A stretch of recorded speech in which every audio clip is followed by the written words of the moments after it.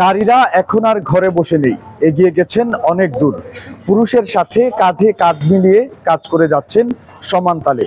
এমনকি পুরুষের পাশাপাশি নারী নেত্রীরাও রাস্তায় নেমে পড়ছেন পিকেটিং। সিলেটে এমন কাণ্ড ঘটিয়েছেন বিএনপির বেশ কয়েকজন নারী নেত্রী।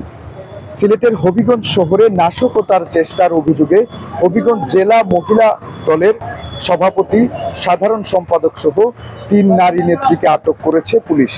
সোমবার সকালে শহরের নতুন বাস টার্মিনাল এলাকা থেকে তাদেরকে আটক করা হয়। বিষয়টি নিশ্চিত করেন হবিগঞ্জ সদর মডেল থানার ভারপ্রাপ্ত কর্মকর্তা অজয় চন্দ্র দেব। আটককৃতরা হলেন হবিগঞ্জ জেলা মহিলা দলের সভাপতি ফাতেমা ইয়াসমিন, সাধারণ সম্পাদক সৈয়দা লাভলি সুলতানা ও মহিলা দলের নেত্রী সুমা আক্তার। পুলিশ জানায়, বিএনপি ও সমমনা দলগুলোর দেয়া অবরোধের সমর্থনে হবিগঞ্জ জেলা মহিলা দলের সভাপতি ফাতেমা ইয়াসমিন সহ একদল মহিলা নেত্রী বাস টার্মিনাল এলাকায় গিয়ে নাশকতার চেষ্টা করেন। এ সময় ঘটনাস্থল থেকে ৩ জনকে আটক করে থানায় নিয়ে আসা হয়।